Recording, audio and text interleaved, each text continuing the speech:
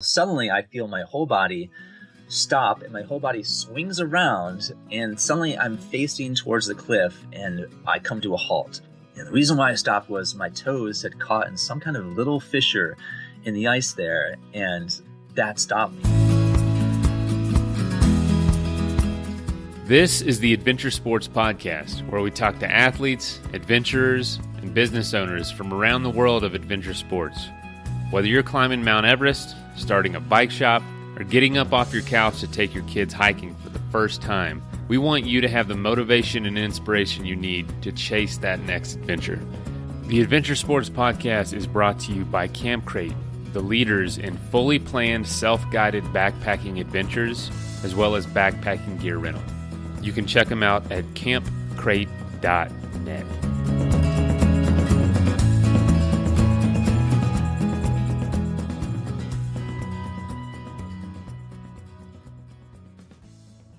Hey everybody, today's revisited episode is with Bryan Snyder, and it is day hiking the American West.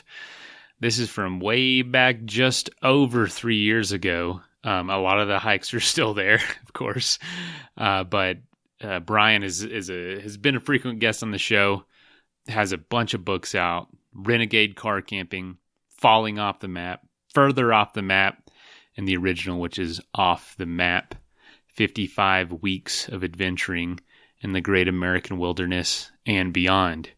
And he also teaches us how to have really awesome day hikes all throughout this epic place that we call the American West. So I hope you enjoyed this. Thanks for listening with us today. We really appreciate it. We always love when you choose to spend time here with the Adventure Sports Podcast. Oh, but man, I am so excited about some of all of the guests that we're interviewing right now in these next coming weeks, whose shows will be coming out slowly over the next few months. Man, we have had some incredible interviews lately, and unfortunately we can't release those right away. We have to edit them and put them on the schedule and all that. But oh my gosh, you guys you're in for a treat. We have some very recognizable names, as well as some just incredibly unique stories. And this is just going to be a great year for us. Despite being a really short month, February was our best month ever. Is that awesome? That is awesome. And that's because of you. So thank you so much for doing that. Thank you for making that happen, and I'll tell you what, March is off to a really good start as well. So if you would like to continue helping us, please just listen to the show. You can share the show, and we're working on some things too. We know we have a lot of business-related episodes coming out because what on Fridays particularly, it's life outside the box. But we didn't want to interview 50 families living in their RVs all the time, because that might not be what you want. So we talked to people who are also starting businesses around their love for the outdoors, who are also doing, outside the box does not mean one thing. That's the definition of outside the box. It can mean literally anything that is not within that box that we call normal life. So it's really creative, and we have people all the time get a hold of us of life outside the box scenarios that I've never even heard of or seen before. But when companies are going to talk about their brands and products on here for those Life Outside the Box episodes, which some of them will be, we want to make sure that we reward you for listening to that by getting a discount on the stuff they're talking about, or at least maybe do some giveaways or something. So if there's ever an episode that features one of those, listen in. Somewhere in the episode, there might be a code, or there might be a list of instructions to where you can get something for free. We'll see. Something I'm working on for you guys. Another way you can help out the show is to become a patron. That is a supporter, financial supporter. We shoot for $5 a month per patron, and you will have access to periodical patron-only content. There are episodes on there that are only found by patrons, and we're always releasing new content, new features, trying to make that more and more valuable. And also, if you are a patron, could you please go in and check to see if your debit card or your credit card is still accurate? We lost a ton last month due to cards expiring all kind of at the same time. So if you go in and check, that'd be awesome. If your card is not expired, maybe something else was going on. It was really bizarre. But anyway, I wanted to thank Holly and Dean for becoming patrons recently. Thank you so much. It means the world to us. And it really goes a long way to helping this show happen. You know, maybe we're not worth a third of what Netflix is worth. I would beg to differ, but I'm biased, of course. Anyway, today's episode is brought to us by Peak Refuel Backpacking Food. That is another big reason this show happens, is our sponsors. Peak Refuel makes not just backpacking food, but they make freeze-dried food, meals that are incredible, and you can get a discount on those, 20% off by using the code ASP20. They are the bomb, and I've had every kind of backpacking meal you can imagine, every kind of dehydrated and freeze-dried meal.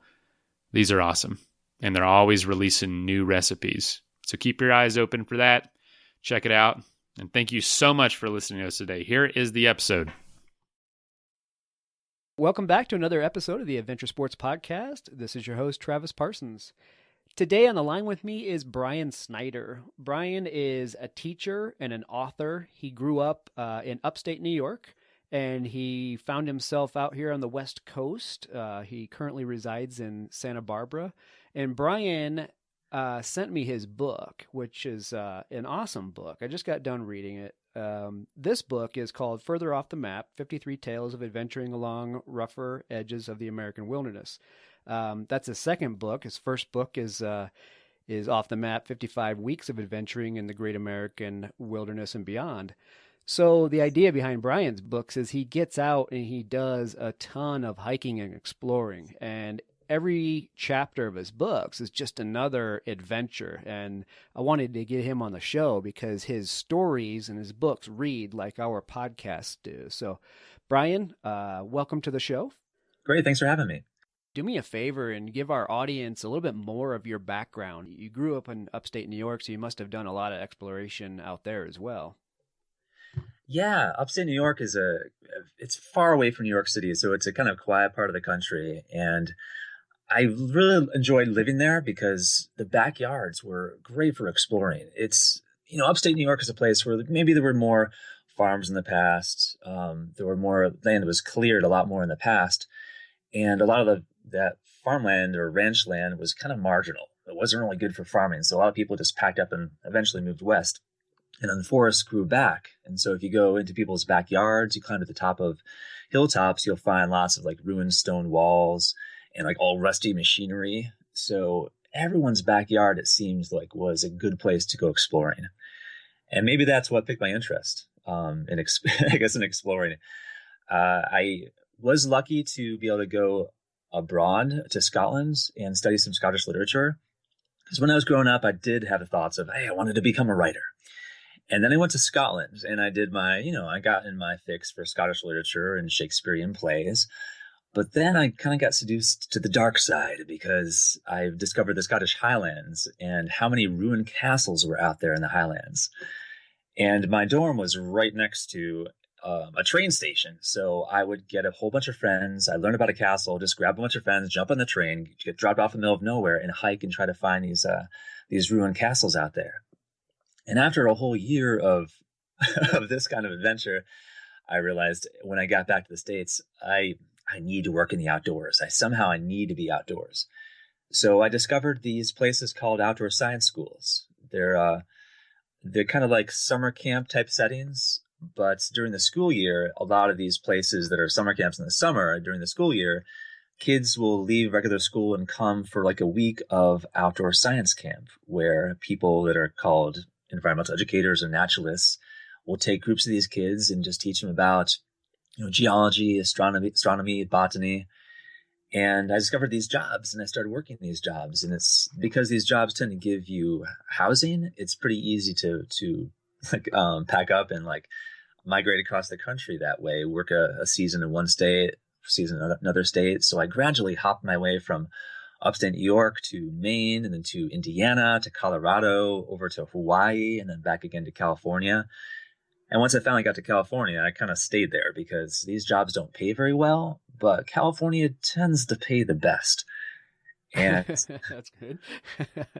yeah, I wanted to make, I love this job, but I wanted to make it sustainable, to be able to save up some money. And I found that if I could, save up and be pretty cheap during the school year, I could take off for an entire summer and not have to work, as long as when I would doing these cross-country travel trips, I was very frugal and I never paid for camping. Like, I cooked for myself. I made every effort to keep my costs down. And so I was able to explore the more rugged parts of the United States that way. And along the way, I met a lot of people. I made a lot of friends. I developed a big email list, about 250 people. And because I tended to get in a lot of scrapes and have a lot of misadventures along the way, I ended up having a pretty good blog going for a while. And this led to being able to write for a newspaper in my hometown. And these articles eventually got compiled into 2 books. My first book was called Off the Map. The second was called Further Off the Map. And yeah, as you said, like, each chapter is some kind of misadventure involving either cliffs frequently, or I guess, or bears, or lightning, hypothermia, windstorms, dehydration. It's pretty much like the natural disaster of the week. It is too. It reads well, though. Yeah. So the when you mentioned being overseas and exploring some of the castles and whatnot, that story actually escaped me until you just mentioned it. It was because it's early in the book. But that's it was kind of the piece that it seemed to kick off your. I don't know if I'd say it kicked it off, but it definitely showed your early explorer side, and that was a story about going inside a closed door just to see what's going on, and this door slams behind you. Tell that story a little bit. This story is in the introduction to my second book, and it involved when I was 15. I was lucky enough to be able to do this high school trip to London and Paris. And on the way between these 2 places, we stopped at Canterbury Cathedral, and it's huge cathedral. The tour's kind of boring to a 15-year-old. And so I'm hanging back in the back of this tour group, and I look to my left, and there's this kind of stone corridor going off to one side. And so I'm like, I'll ditch the group. And I went off this corridor looking around, and off to my left again, I see an open doorway, and there's a spiral stone staircase on the other side. And I don't see anybody around me. So I step inside there, and I start to take 2 steps, maybe 3 steps up that staircase. And then the door to this tower closes behind me, slam. And I run back down the steps because it's pitch dark, and I'm banging on the door because I don't want to be left in here or trapped in here. And nobody comes to the door. And I'm freaking out a little bit, but gradually I calm down, and I feel around the edges of the door. And I discover a latch way up at the top. If I turn the latch, I can turn the doorknob, I can escape. And once I knew that, I was like, well, I guess I'm here. Might as well explore a little bit. So I start up the spiral staircase, get to the very, very top of it. By then, I can see there's a little bit of light coming through these thin slits of windows. They're just grimy and dark, but got a little bit of light. I go up to the very top. I find a door. Unfortunately, this door is modern and it's locked, and so I can't get anywhere that way. So I go spiral staircase all the way down to where the lower door was, and then I just keep going down to the basement. And then the basement, there's lots of just like relics down there, all these dusty relics, and I'm stumbling over these, and I wish I had my camera. I wanted to get a picture or something, but I can't see. I'm going to hurt something or hurt myself. So I go back up to the door and decide to let myself out. So turn the latch, open the doorknob, step back into that stone corridor, carefully close the door behind me. And as soon as I close it, I turn around, and like right there in front of me is this priest in a red robe. And he says, can I help you? And, a little 15-year-old Bryan just goes, not very convincingly, but says, no. And without discussing anything with me further. This priest just takes me by the arm, kind of walks me down the stone corridor, walks me out to the main cathedral, closes this gate behind me, this metal gate. And then I see on the door to this gate is a sign that says, "Do not enter." But of course I didn't see that on my way through. So that's my first tower story. That wasn't the only time I got locked in a tower somewhere in the British Isles, but it was the very first time, and it was probably a representative of further escapades. Yeah, that's funny. You mentioned it happening again. I guess I was thinking when I was reading it that, at my age, it would only happen once, and I would not have gone exploring the rest of the building. If I figured out the door open, I'd have been the hell out of there. Even at this age, I thought, man, this guy's pretty good. 15 years old, and he just ventures back in, so good for you. One thing I've always been drawn to is like the high points of things, like the high points of trees, mountaintops, rooftops. And so a stone staircase that just went up and up and up was pretty irresistible to me. Yeah, well, it obviously led you into a life of climbing, which I want to get into for sure. Before we do that, a lot of times we ask why you might encourage people to get out there and do this kind of stuff. Do you have any words of encouragement for people just to get out there and explore their boundaries? Well, if you do read the book, actually, I figure the book itself has lots of words of discouragement because the scrapes I get into are things I would not wish upon anybody.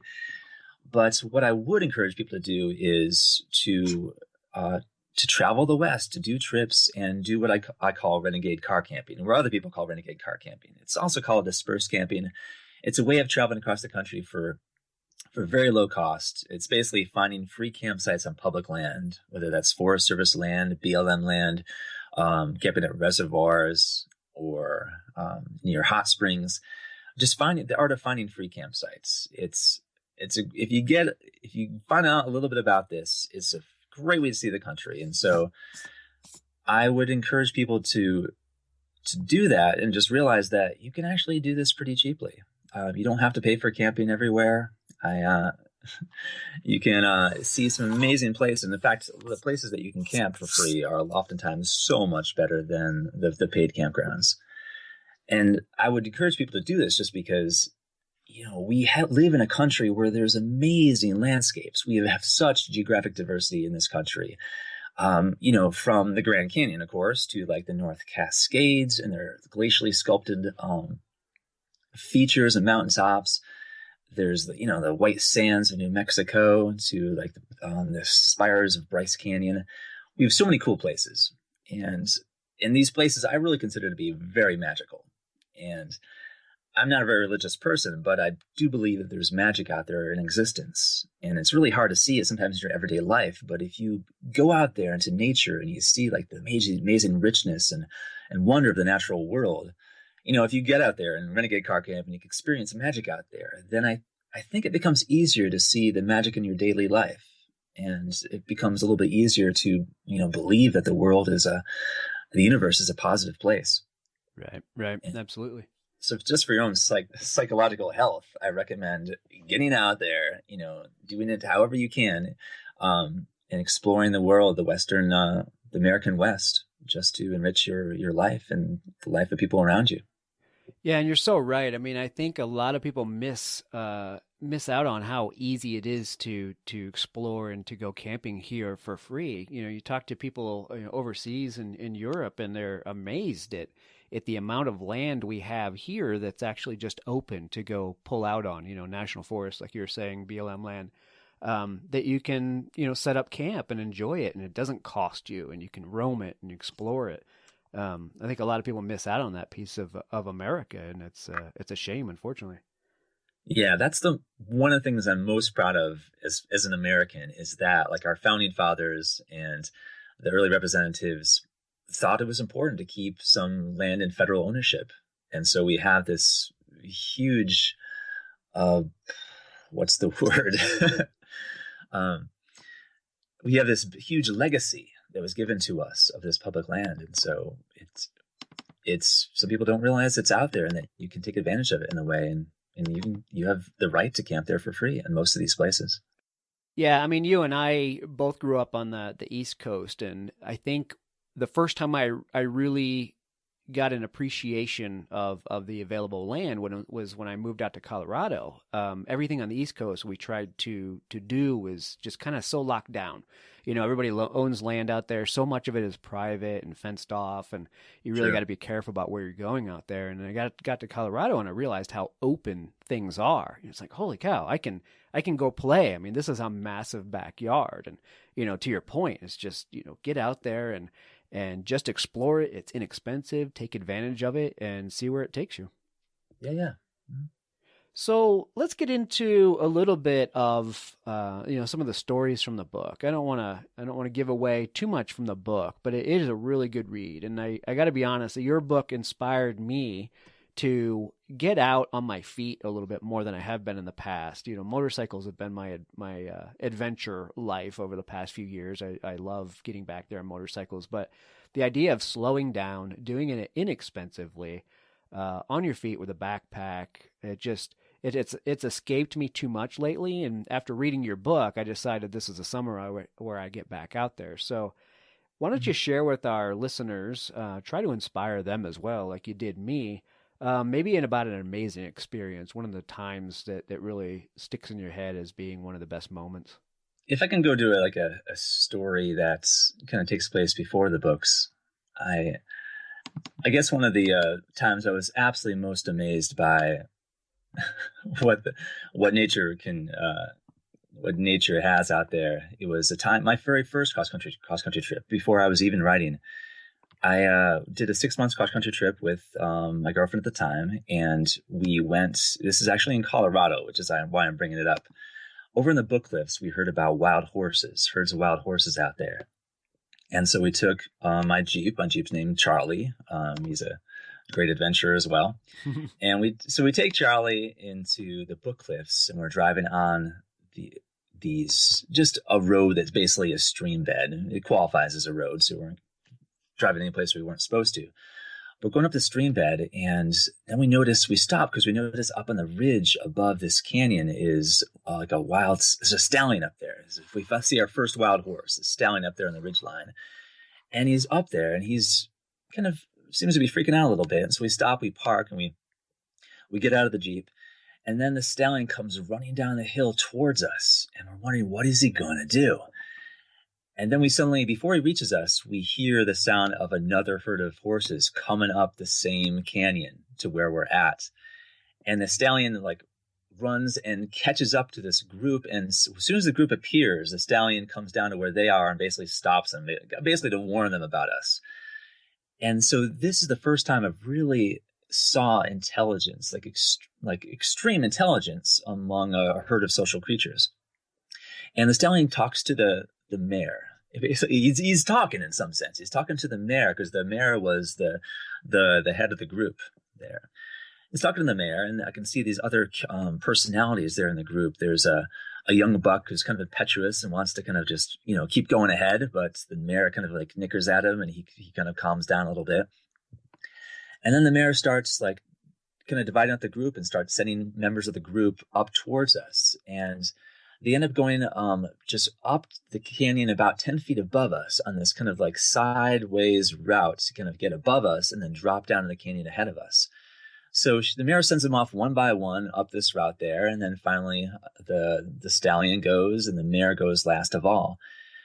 But seeing this communication and their strategy and how many different personalities there were among this group, it floored me, and it made me see animals in a completely different way than I had before. Yeah, it's amazing. Yeah. Yeah, it's hard to imagine the animals are, sitting there with the ability to communicate, but you see a situation like that and the way you laid out, and there obviously were, there was some form of communication going on between them, and, just sit there and witness it. That's pretty cool. Yeah. So Colorado, I absolutely love Colorado. I worked for a year in Rocky Mountain National Park and just kind of leading families and groups up to some of the peaks and some of the lakes that are up there. And it was a fantastic time. That is a great park for, you hike up 1,000 or 2 feet, and then you're on a ridge line and you can just, pick off about 6 or 7 peaks along the way. And I'm kind of a peak bagger, but I'm not the The reason why I climb up to the top of the peaks is more for the views. The views and the scenery is what really interests me up there.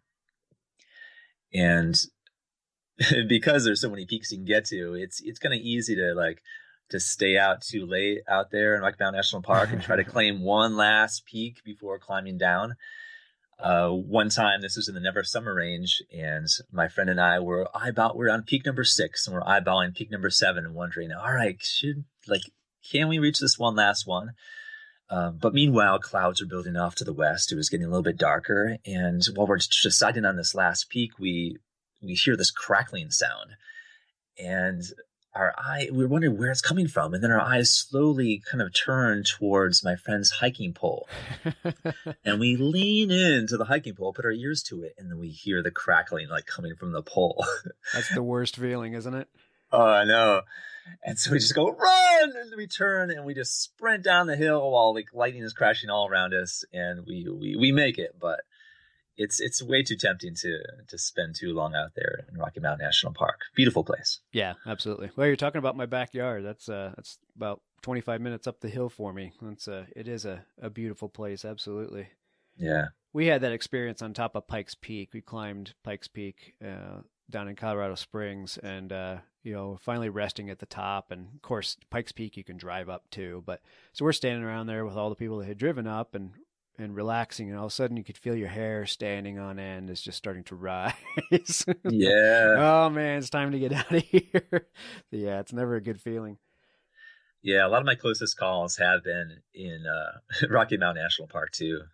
There was 2 times in kind of this close to the same area. Once was coming down from McHenry's Peak, and it was maybe a little bit too early in the springtime when I was doing it, and on a cliff kind of above a snowbank, and so I take the cliff because it's free of snow for a while and make some good progress. I'm kind of heading down and trying to end my journey after climbing the 7th peak, and so I'm trying to escape now, and eventually I have to hop down off this kind of cliff onto the snowbank, and when I hop down, I realize it's not snow, it's ice, and my feet just shoot out from underneath me. And now I'm sliding down this pitch of ice, and in front of me there is a cliff about 50 feet ahead of me. And so I flip on my belly and try to scramble with my hands. I have no crampons, of course. I don't even have any hiking poles at this point. And so I'm scrambling with my gloves to try to get any grip, and nothing's slowing me down. And so I'm probably about 20 feet away from this edge here of this cliff, and with my feet pointing downhill, suddenly I feel my whole body stop, and my whole body swings around, and suddenly I'm facing towards the cliff, and I come to a halt. And the reason why I stopped was my toes had caught in some kind of little fissure in the ice there, and that stopped me. And my body weight swung me around, and gravity pulled me down, but I was able to stop. And thankfully, because I stopped, I was able to stand up and have enough, friction to actually step off the ice and get over to safety. That's insane. Well, one of the things I have to chuckle about is your book was littered with stories of you passing by other climbers or meeting other climbers on the trail, and they're out there with helmets and crampons and ice axes, and there you are with probably your small backpack and a pair of half-worn sneakers, and just saying, well, I don't really need all that stuff. And then you relay some of these stories. It's like, man, an ice axe will go a long way here.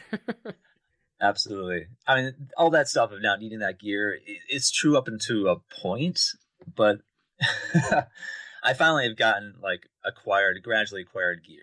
I this gear can be expensive. So right. In order to, be able to afford to do these trips, I a lot of times would go without gear, or I'd find a shard of wood from a miner's cabin and use that as kind of like an ice axe. But I eventually got crampons, and because this past summer I was able to climb Mount Rainier, and when you get to that level of dangerousness, you finally have to wise up a little bit and get the helmet, get the ice axe, get the crampons. Yeah, I would imagine. I'm sure you have tried some freeze-dried and dehydrated meals before, but I promise you've never had anything close to as good as Peak Refuel. They make freeze-dried meals, which is different than dehydrated. It takes way less water to cook. It cooks a lot faster, and they cook the meals before they put everything together. A lot of companies just throw all the ingredients in there, and when you cook it, it's the first time it's ever been cooked. With them, all the flavors have cooked together. It's super tasty, and you can get 20% off by going to peakrefuel.com and using the code at checkout ASP20. Seriously, give them a shot for whatever adventures that you have planned this year.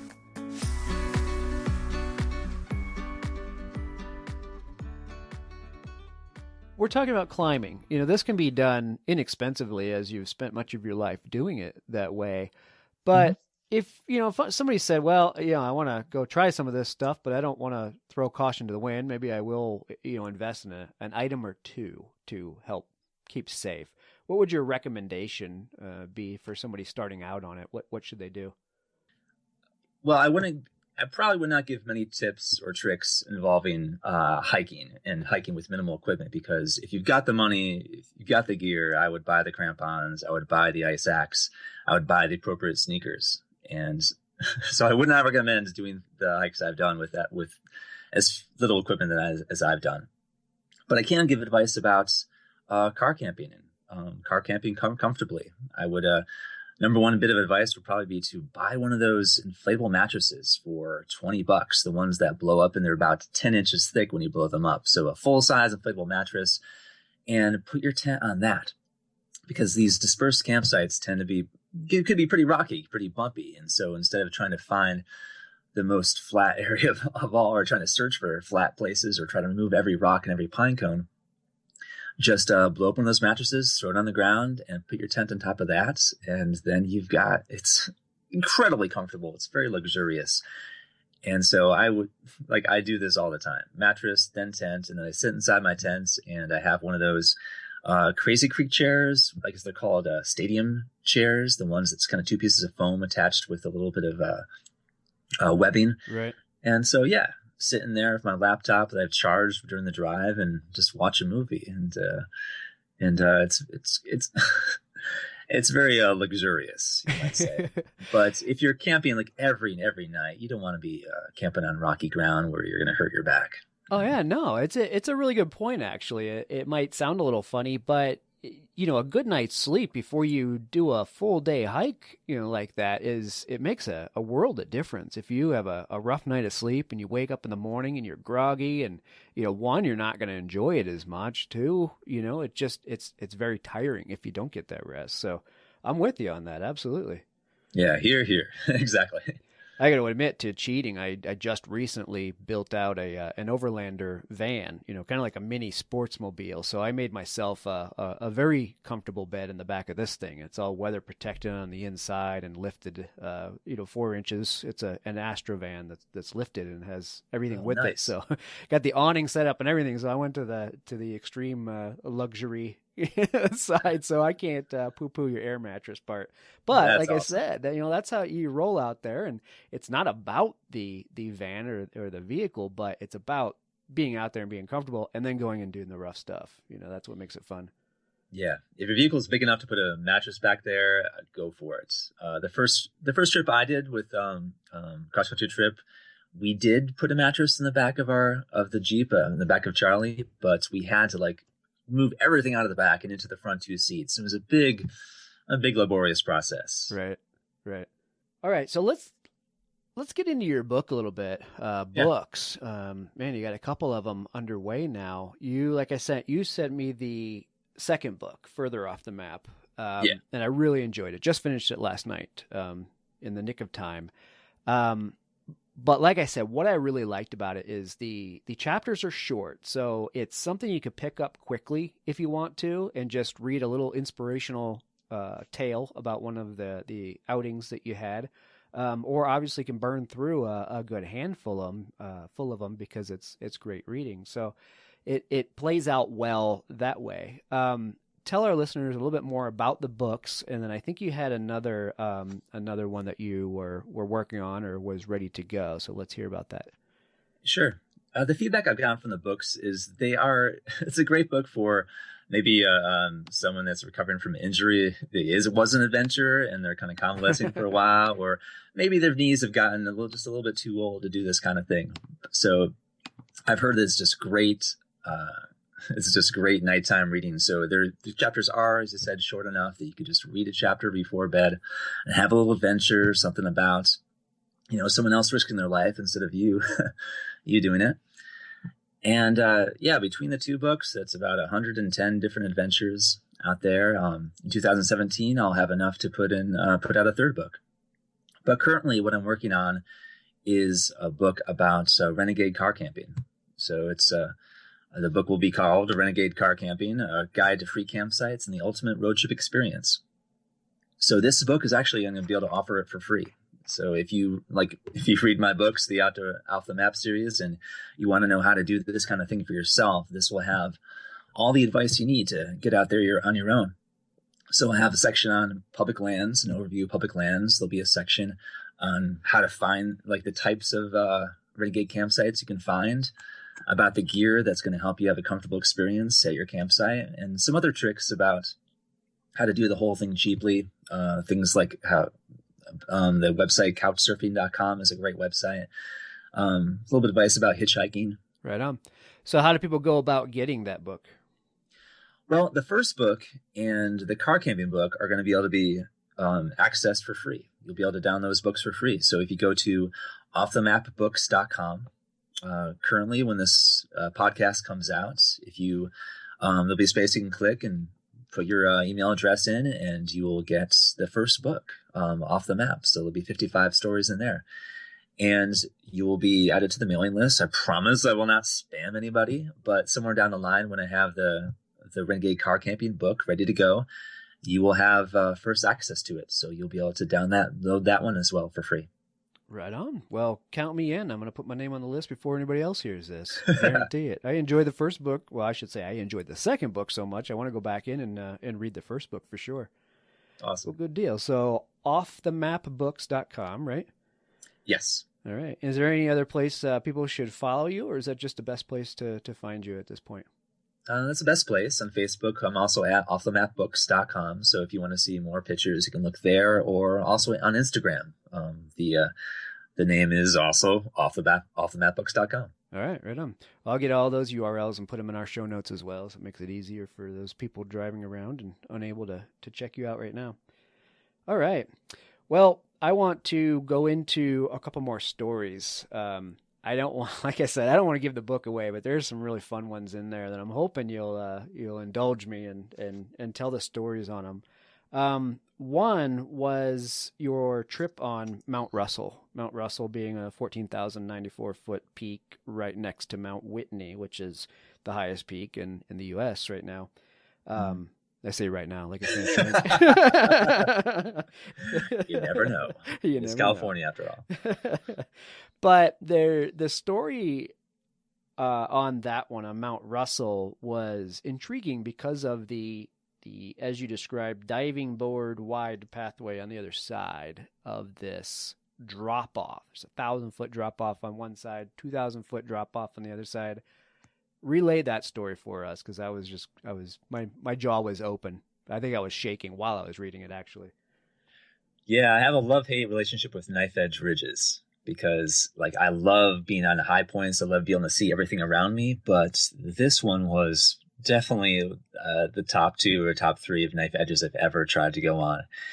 And so it's a neighbor to Mount Whitney, and you access it through the same trailhead. So you have to go up about 6,000 feet to reach the top. And near the top is this ridge line, and the knife edge reaches a spot. You can stay below the edge for a good while, but finally you have to actually get on the very knife of it. And there's one rock in particular that's shaped like a diving board, and so it's about a foot wide, and you've got to cross it in order to continue. And while you're crossing it, you're hearing the sound of wind just whistling through holes in this knife edge ridge line, because it's thin enough that air can actually pass through parts of this ridge line. So the diving board is scary enough, and then you're hugging rocks and trying to work your way around boulders to try to continue. Now, Mount Russell is one of the hikes where I actually made the wise choice of turning back because I did not have the right gear.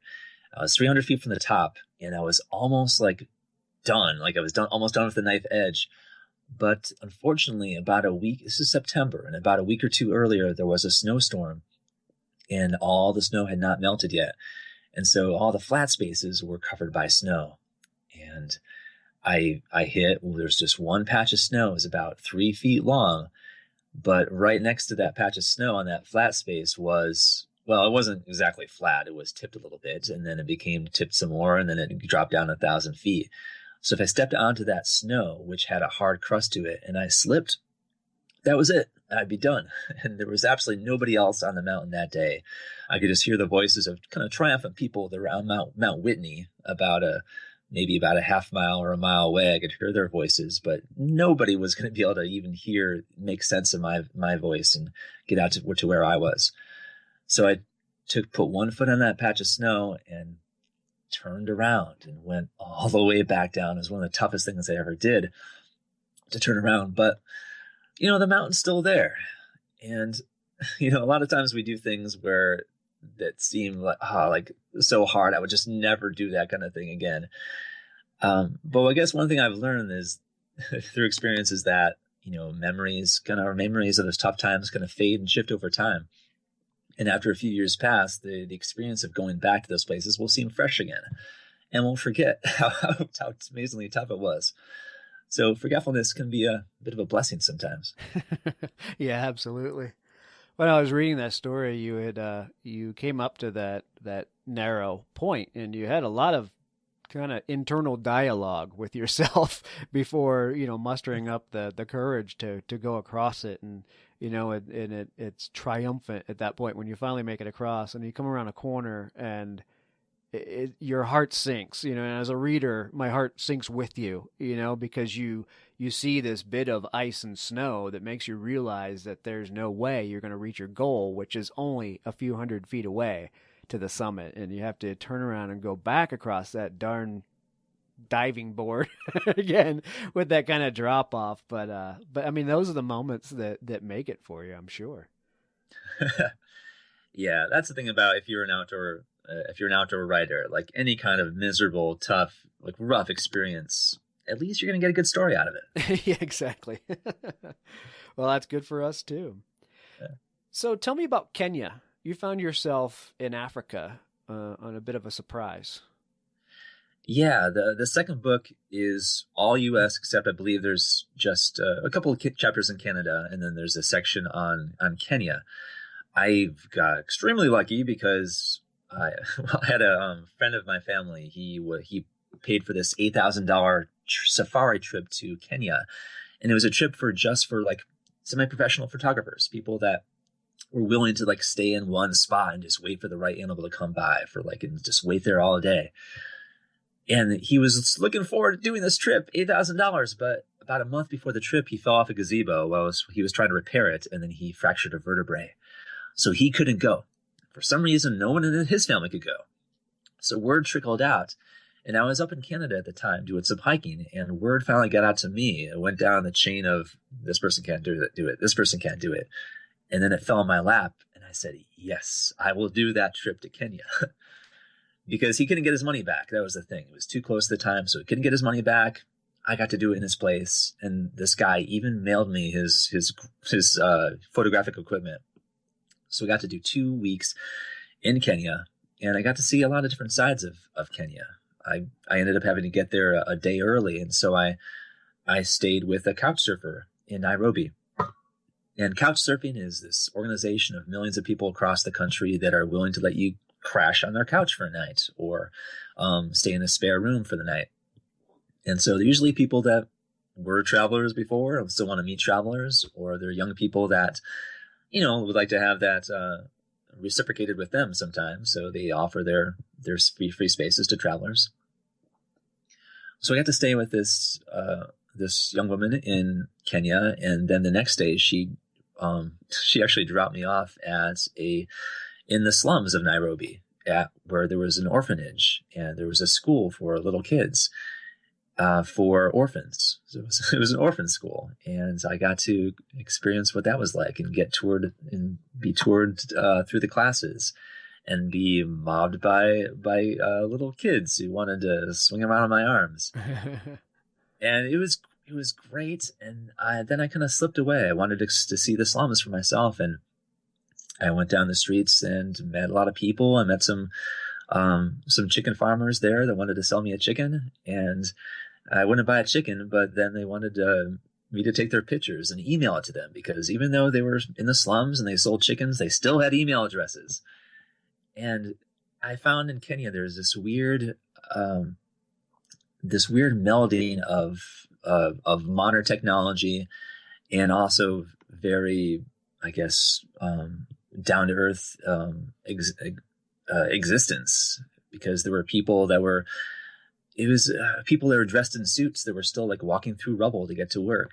It was an interesting mishmash of seeing billboards for cell phones, and then just seeing people still struggling just to get enough food.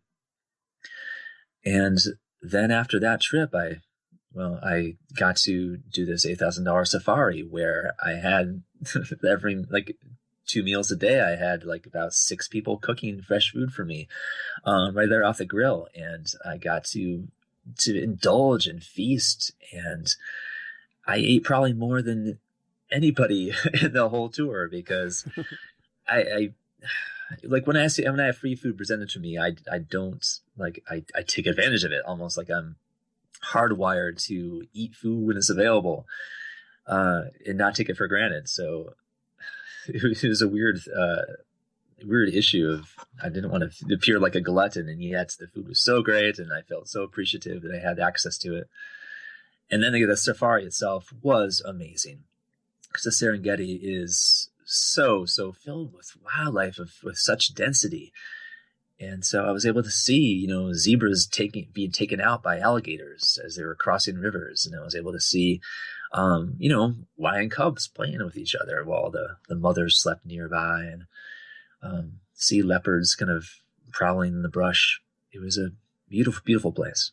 That's cool. Well, I have to say that in your writing, you're able to paint that picture like you just did so well, that the reader is just able to be there standing right next to you on that trip. And I was very impressed with your writing skills, in this book. So I want to applaud you on that for sure. Well, thank you. I had a good group of editors, some of my friends back here in California, that helped me out with the editing process, just to double check things. And because I'm writing about mountains every week, I have to always try to find what's another analogy I can use to describe mountains. And so if my analogies don't quite hit the mark, then looking for my editors and friends, they do help me out with that process and making sure that I'm being as vivid and original as possible. Well, it comes across well. Great read. Time for a quick message break. So, the show is brought to you by Camp Crate. They specialize in self-guided, pre-planned, all-inclusive backpacking adventures, as well as trip advice, and as well as camping gear rental. So if you're in need of any of that stuff, reach out to them at campcrate.net. Very helpful and very knowledgeable. It's a great way to try backpacking for the first time, or to scroll through their list of itineraries if you need some ideas on where to go. They will literally send you all your gear, your food, permits, coffee even, in a box to your front door. Use it for your trip.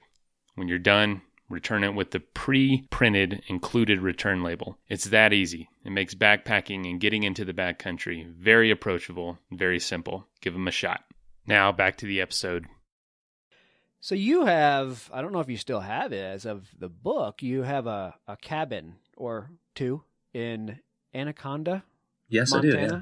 Tell us a little bit about how you came upon those. Well, a friend that I worked with in Colorado moved up to Montana, and I heard that he had bought a house for $5,000 in this town.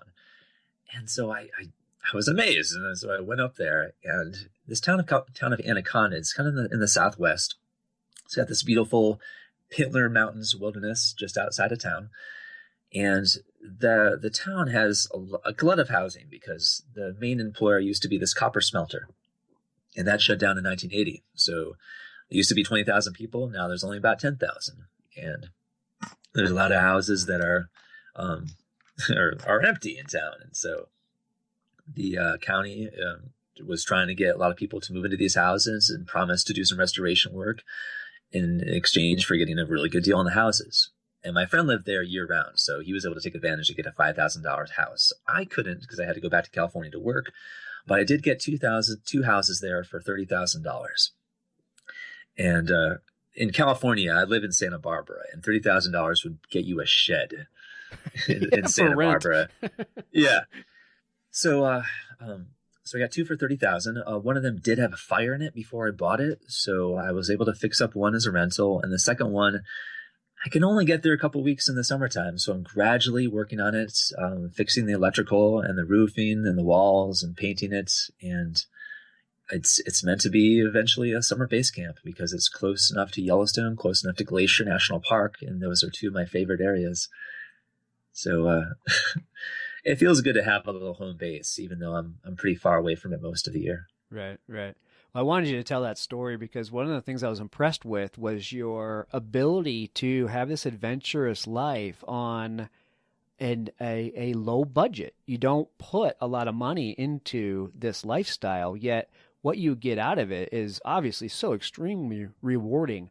And to go, find yourself a house and a half, so to speak, for $30,000 and put the work into it and fix it up, but you're doing this all inexpensively. And I think that's really a neat thing for people to hear because, everybody thinks that you have to be wealthy and, and make a ton of money and work your fingers to the bone, just trying to make money to have cool lifestyles like this. And I think your book really exudes the possibility of doing this on a shoestring budget, which is, that's admirable, at least.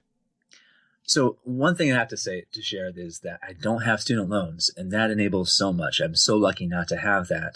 And so that makes it a lot easier to save up during the year. But no, you don't actually need a lot. If you're lucky to have a good vehicle that can hold up a bit on some backcountry roads, you don't need to pay for camping. You can cook for yourself every night, and you can take a lot of weeks off. And not everybody has that freedom. Granted, a lot of people have jobs where they only are allowed 2 weeks off a year. I got lucky and I found this career of being an outdoor educator where I work the school year position. So what I do is it's very easy for someone who's a teacher. It's a little bit harder for people that can't take a lot of time off. But even if you can only take 2-3 weeks off and you're wondering how you can do it, you can do it. As long as you have that little bit of gas money to get yourself up into the mountains, you can have amazing experiences there for very cheaply. Yeah, absolutely. All right. For the last story, I left Burning Man and hippies and natural hot springs for the end because I'm sure there's got to be a humorous story in among all of that. What do you think? Oh, yeah, Burning Man is such a huge subject. Hippies, on the other hand, could be a condensed subject. I had heard about something called the Rainbow Gathering, and since the 60s or 70s, there's been this annual gathering of they call it the Rainbow Gathering, and after it happens every summertime, and a few months beforehand, maybe about a month beforehand, perhaps they finally online they tell people about what state it's in. So people leave from all across the country, like tens of thousands of people, migrate across the country and get to the right state. And then about maybe a week beforehand, they finally will tell you where exactly it's going to happen. And these happen on public land. So it usually is in the national forest somewhere. So people get there early and they build some infrastructure. They create, these days, I think they've wised up and they're smart about it. They dig latrines ahead of time. They actually build bridges across kind of sensitive creeks. And they try to minimize the damage that they're going to do. And then people start arriving. They build campsites. They build kitchens to share food with everybody. And so when you show up, everyone says, "Welcome home" to you. And it's kind of a homecoming. Now, granted, I've only done this one time. I had a friend that also lived in the area. She lived in Portland, and the gathering was in close to Mount St. Helens in Washington State.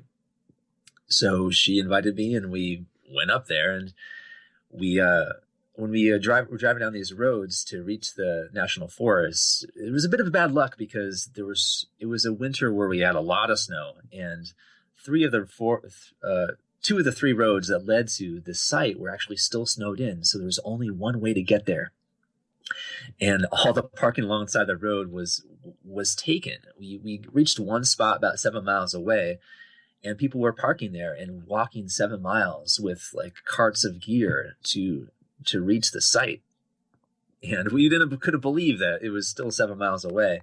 So we put our backpacks on and started walking. And my friend, she's fantastic. She's a trooper, but she packed. She also is like a festival goer, and she packed enough gear for like about 3 festivals in her backpack. It weighed about, it weighed 70, 80 pounds. And we went about 100 feet, and she was practically falling over, and so was I, granted. So we finally believed someone when they said it was 7 miles away. So we get back in the Jeep and we drive this narrow claustrophobic road, and it's muddy, and there's barely enough room for any cars to get around us. And we actually do make it all the way to the trailhead. And because I have a Jeep named Charlie who does awesome things and doesn't have high clearance, but can do amazing, get up amazing ditches, I was able to back into this teeny space between trees and slip away and park on one side near the trailhead. And we were able to like enter from there. So we enter the grounds, and this place this year, the event was happening around a place called Hukum Meadow. And it's just this huge open meadow there. And so people kind of camped in the trees surrounding the meadow. And if you camped in the meadow itself, they told you to get out and camp in the trees where you'd cause less damage. So we stayed there for a few days. And it was a gradual process of relaxing because people are around you and they're smiling and they're being generally warm and open-hearted to you. And if you're like a cynical guy that's not really familiar with this world where people are being open and genuine, it takes a while for your kind of exterior to crack. But gradually you get more comfortable living in this world, and your heart starts to open a bit too. And it can be, a great experience. One bad side, though, is there are like other young folks around you that when you walk by, they're constantly pestering you for free drugs in case you have any on you. So that was the annoying part. But besides that, great experience. And on the 4th of July, the morning started off with everybody like hushed and quiet. There was, for hours in the morning, nobody spoke. It was this weird thing. And finally, I'm trying to remember, it was about noon or so. Was there one point in the morning where everybody gathered and held hands in a circle around that meadow? And they started oming, like om. And they started oming, and we're waiting for the last part of the circle to connect. Like people were just arriving, just trying to get their hands outstretched and filling in the one gap, and we're oming and oming. And one section of the circle just can't wait for the last hands to connect, and they just start like whooping and hollering and cheering, and then everybody breaks hands and whoops and hollers and cheers. And my friend Ivy, she's pissed off because like she was like waiting for this huge moment, like unified experience. But they're hippies, and trying to get everybody to do the same thing at the same time anywhere is quite an achievement. What's organization, right? Yeah, exactly. That's why they're out there. Well, that's cool. I mean, it sounds like you take in all aspects of life, and I think that's a good thing to do. I mean, to experience various details of our society is makes for a well-rounded person. So good for you for doing that. Yeah, I've been lucky to see those different configurations of human culture, like between the Rainbow Gathering and Burning Man, which is its own crazy beast of a culture. It's kind of eye-opening to get out to those places. Yeah, it's kind of funny. You have a few chapters in there about Burning Man, and I've never really had a desire to go to Burning Man. I have friends that have gone in the past and come back with stories. But after reading your stories about them, I was actually kind of tempted to go visit that place because it just seems like one thing you need to experience at least once in life. I mean, the way you've described it really kind of makes me want to go out and check it out. So I might have to do that at some point. Yeah, it's the fastest way to get to a completely different planet without ever having to leave our country. Well put. Right on. All right. Well, I appreciate you coming on the show and sharing some of your stories. And I would really, really encourage the audience to go out there, visit your site, give an email address over so he can contact you when the next book comes out, because it's worth it. Like I said, I read the second book. I want to go right back and read the first one. I can vouch for the second one. And the fact that you're giving it away for free is awesome. I think just one or the other for free would be worth it for sure. But I think anybody would be crazy not to go sign up and get that. And while you're there, throw them a few bones and buy the second book, because you're going to want it anyway. So pick it up, and we'll get all of the URLs in the show notes so people can find exactly where you are. Yeah, well, thanks for the support, Travis, and it's been great chatting with you. Yeah, you too, man. Well, take care and good luck with the restoration of the cabin up in Montana, and I hope we cross paths at some point. Yeah, have some great climbs this summer, and maybe I'll see you out there. Sounds good. All right, Bryan, thank you. Take care. You too. First of all, thank you so much for listening to the episode. Secondly, if you would like to get in touch, you can leave us a voicemail at 812-MAIL-POD. You can also send us an email, info@adventuresportspodcast.com. Get a hold of us on Facebook, Instagram. Contact us on the website. There's just 1,000 ways to do it. If you know somebody that would make a good guest for the show, whether it's you or somebody you know with a really cool story or background or does an interesting sport, get in touch. We'd love to have them on. Also, if you'd like to be a patron, aka a supporter of the show, patreon.com/Adventure Sports Podcast. You can sign up for as little as $1 a month. You can sign up for $5 a month. And lastly, thank you to our sponsors whose messages follow right now. If you want to save 20% off the best backpacking food on planet Earth, go to peakrefuel.com and at checkout, use the code ASP20. So after all of this outdoor talk, if you're looking to plan your own getaway, head to backpacktribe.com and get ready for your next adventure. They have customized gear bundles and free shipping, and they'll be able to get you ready for any adventure that you want to tackle. Check them out, backpacktribe.com.